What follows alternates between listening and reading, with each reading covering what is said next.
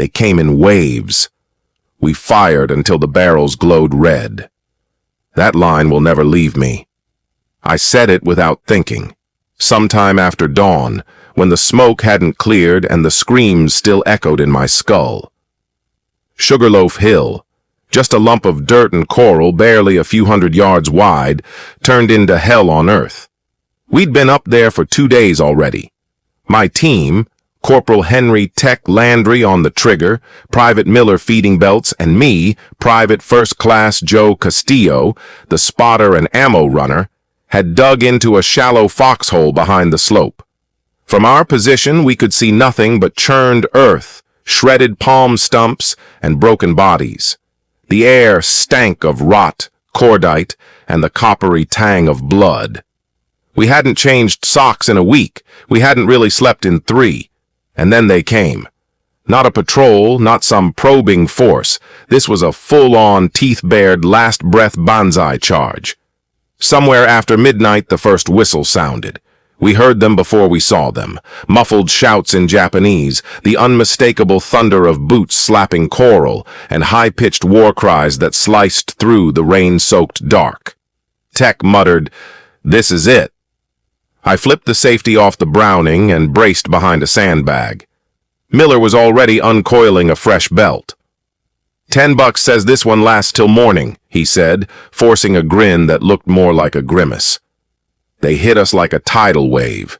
Dozens, no hundreds of them stormed up the slope, some wielding rifles with bayonets, others with nothing but grenades or sharpened bamboo spears. They didn't care. They screamed, stumbled, bled, and kept coming. Tech opened fire. The Browning roared. Hot brass danced like fireflies. Men fell like weeds under a scythe, but more replaced them. Some crawled, some rolled, already hit, only to throw themselves against our wire before dying. One got close, too close, and Miller smashed his skull in with the butt of his carbine. That was just the beginning. By the time the first wave pulled back, our ammo was almost gone. Blood soaked the sandbags. Our hands shook, not from fear, but from fatigue and fury. I remember shouting at command for resupply on the field phone, only to be told to hold at all costs. So we held. Tech's hands were blistered. Miller had a cut across his cheek from shrapnel. I was deaf in one ear from a grenade that went off nearby. We knew they'd come again, and they did.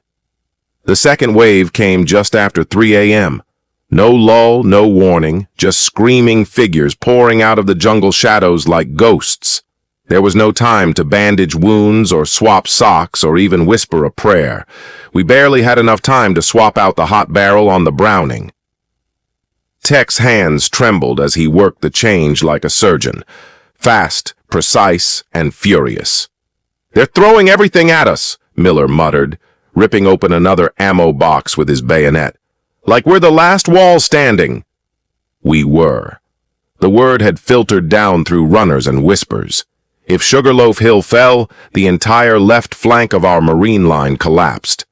Behind us sat supply routes, artillery staging, aid stations. And behind that, civilians. Okinawa wasn't just a battlefield.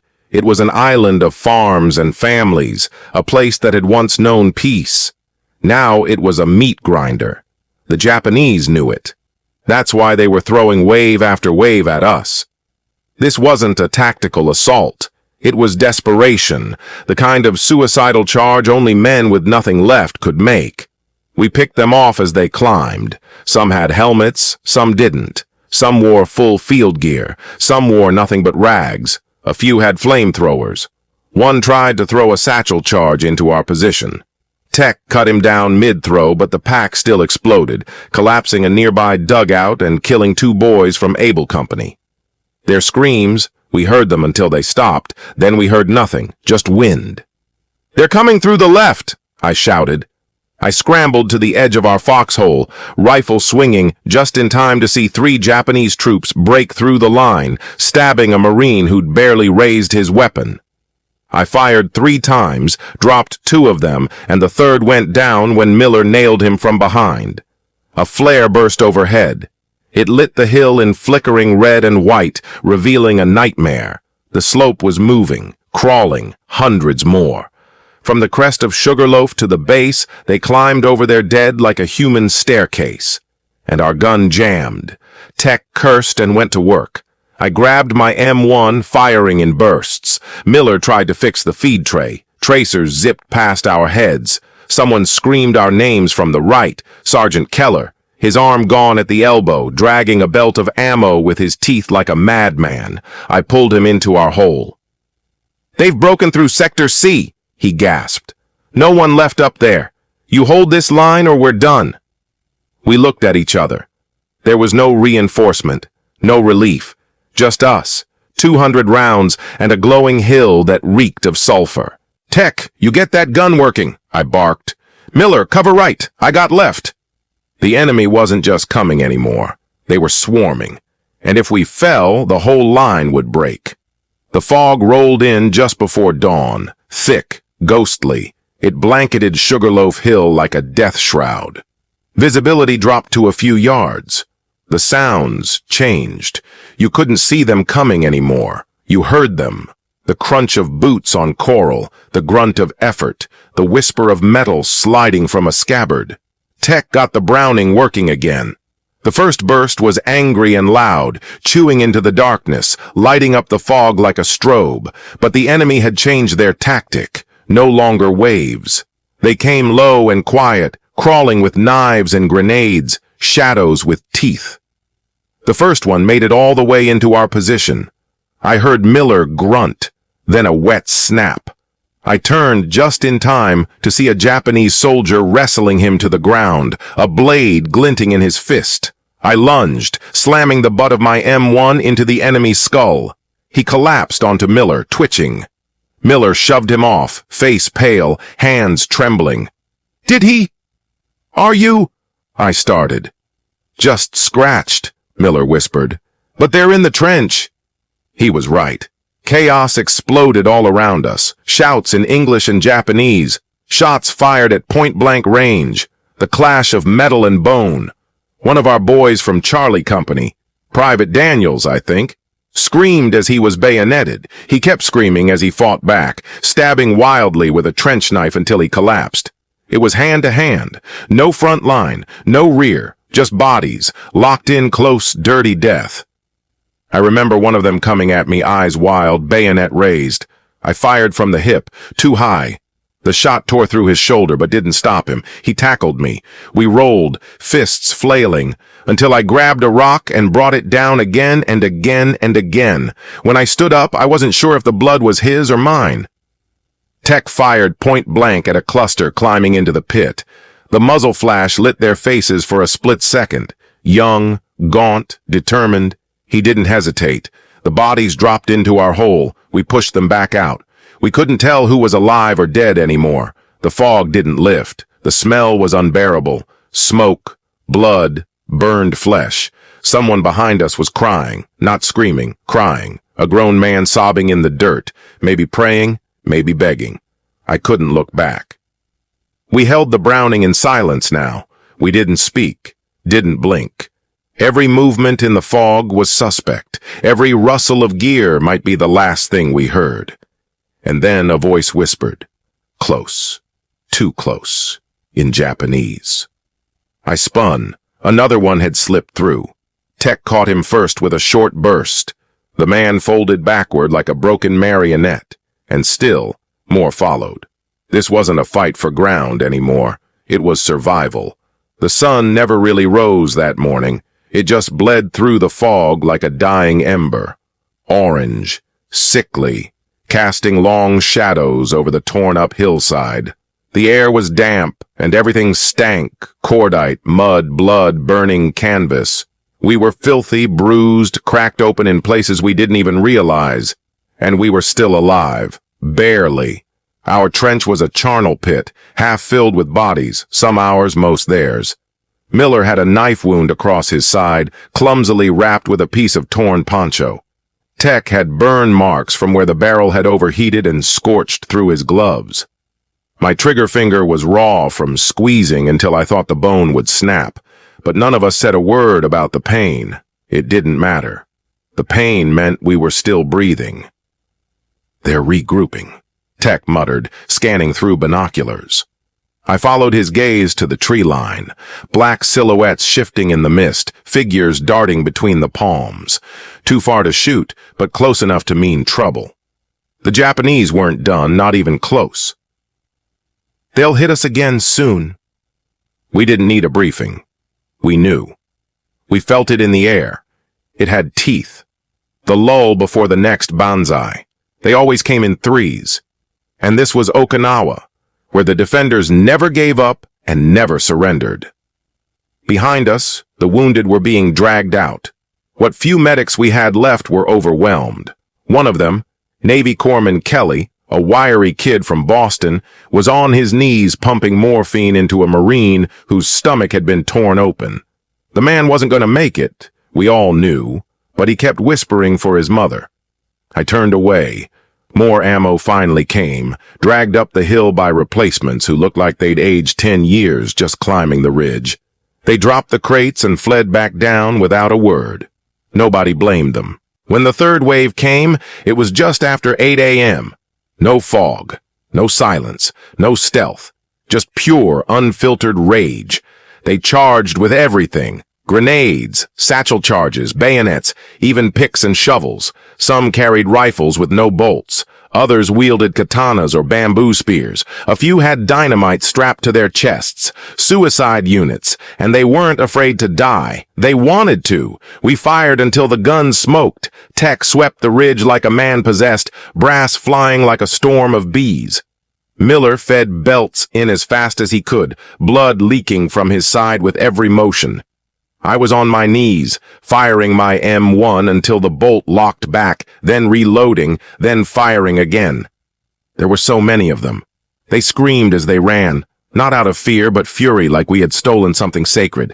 Like death meant nothing if it brought us with them. Some made it into the trench. I stabbed one through the ribs and kicked him off. Tech clubbed another with a rock. Miller was on his back, grappling with a man twice his size, both of them bloodied and howling. I grabbed a shovel and slammed it down. We weren't soldiers anymore.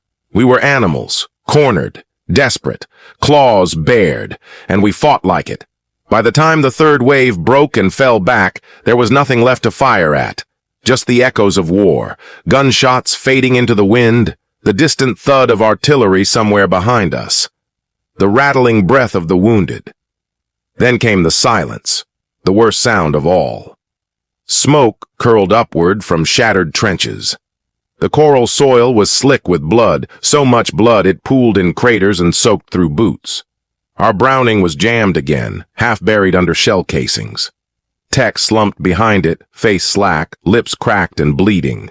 Miller lay flat on his back, shirt soaked crimson from his side. He was pale, shivering. I tightened his field dressing, but it wasn't enough. They stopped coming, Tech whispered, not looking at me. Why'd they stop? I didn't have an answer. Maybe they were regrouping. Maybe they were dead. Maybe they finally realized we wouldn't break. Not today.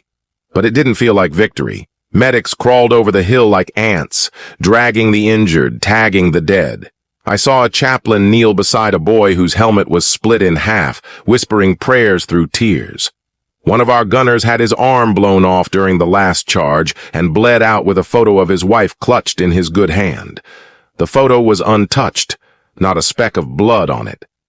That image is carved into my memory deeper than any wound. I looked around the hill. What used to be foxholes and trenches was now just a jagged ruin of blasted rock, body parts, broken weapons.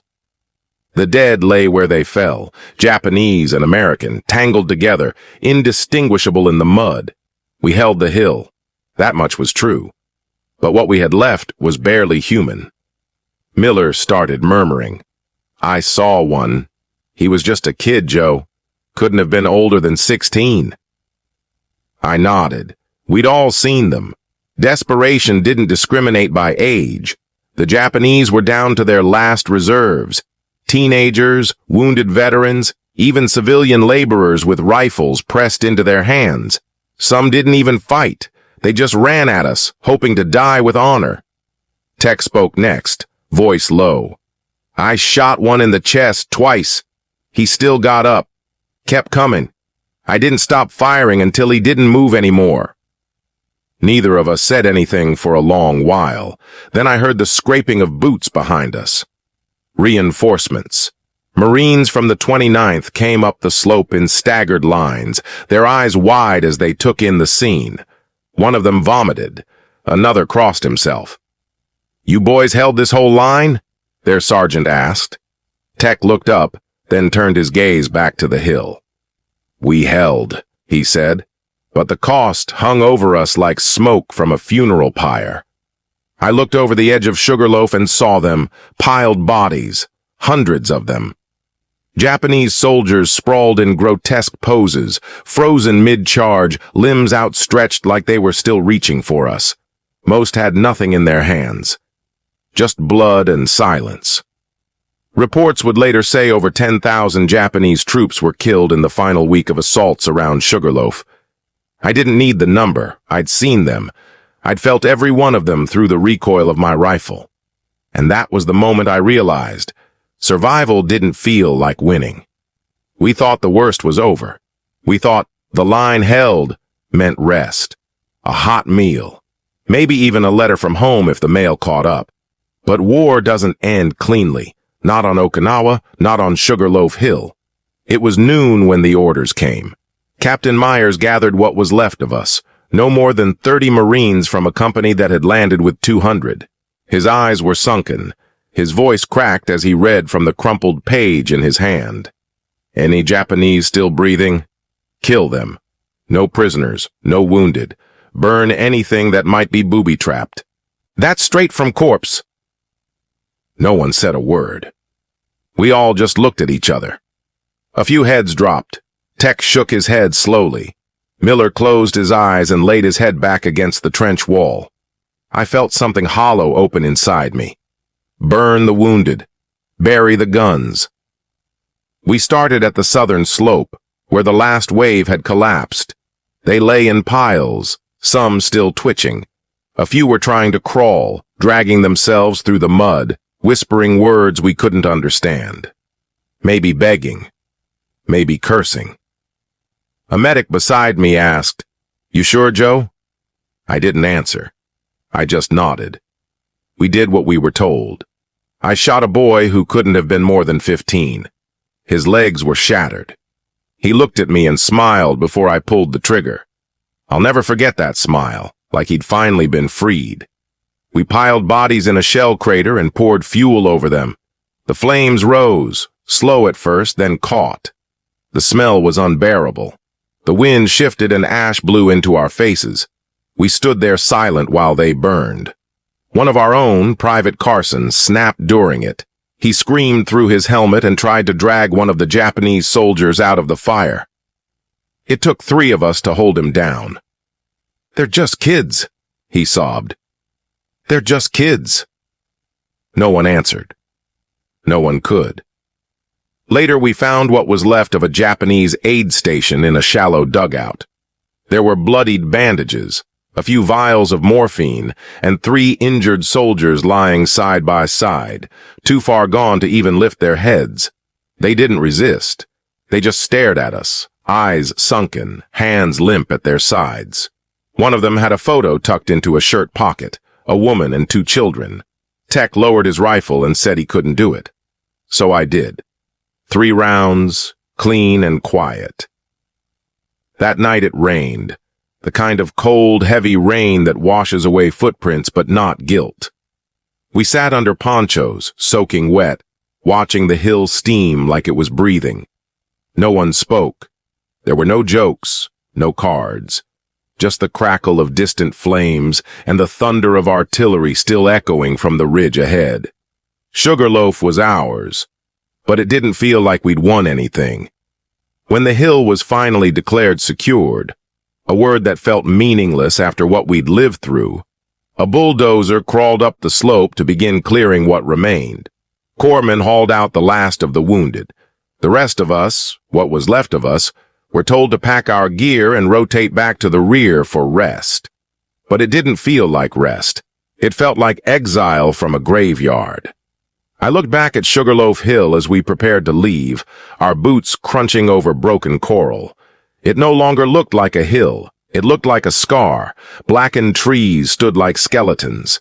Craters pockmarked every inch. There wasn't a patch of earth that hadn't been torn open or soaked in blood. Tech carried the disassembled Browning across his back. He hadn't spoken in hours. Miller limped beside him, stitched up and pale, holding a folded piece of paper in his fist. I asked him what it was. "Letter I wrote last week. Didn't think I'd get to send it," he muttered. I didn't ask who it was for. Some things you don't touch. Behind us, they began burying the dead. Marines and Seabees marked shallow graves with hastily nailed crosses and dog tags hammered into wooden stakes. Some bodies were never identified, just listed as missing, presumed buried under rubble or lost in the inferno of flamethrower bursts and satchel charges. As we marched back toward the ridge, I felt it. A weight, not in my pack, not in my bones, but in the air itself. Like something had followed us off that hill. Something invisible and cold. I looked over my shoulder more than once. Every snapped twig, every gust of wind felt like breath on the back of my neck. The ghosts stayed behind, but they watched us go. Some of the guys talked about dreams, nightmares. They didn't say much, just the basics. Screaming faces, fire, running out of ammo, seeing themselves holding a rifle but unable to pull the trigger. One man woke up trying to choke his buddy in his sleep, thinking he was a Japanese soldier crawling into the trench. None of us judged him. We all understood. Me, I stopped sleeping. I'd close my eyes and see the 15-year-old boy with the broken legs. I'd see that smile again just before I pulled the trigger. I'd smell the burning bodies in my dreams. And worst of all, I'd hear them, still coming, screaming through the fog, even when I knew there was no one left. They say war ends when the shooting stops. They're wrong. Sometimes war follows you home. It lives in the silent moments, the clatter of a pot in the kitchen, the backfire of a car, the smell of smoke on your clothes. And for those of us who stood on Sugarloaf, war didn't end. It stayed on that hill, and so did part of us. Years later, I returned. It was quiet on Okinawa, peaceful in a way that made my chest ache. There were school children in pressed uniforms walking down the roads, their laughter drifting in the warm air. Rice paddies shimmered in the distance. Birds chirped from the trees that had somehow grown back. But Sugarloaf Hill was still there. Smaller than I remembered. The years had worn it down. Time had tried to soften the edges, to cover the scars with green, but it hadn't worked. I saw it clearly. The broken ridgeline, the shallow depressions still visible if you looked hard enough. There were no monuments, no plaques, just silence.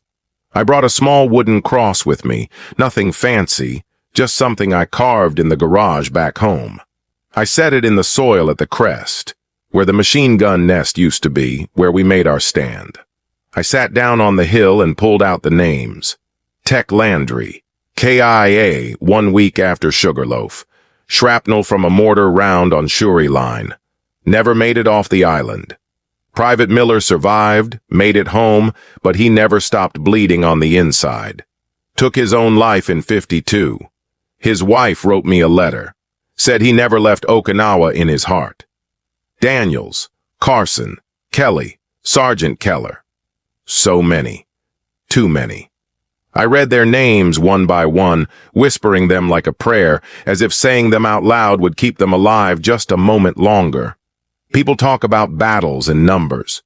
They'll tell you the Japanese lost over 10,000 men trying to take this hill. That the Americans bled here for weeks, inch by inch, body by body.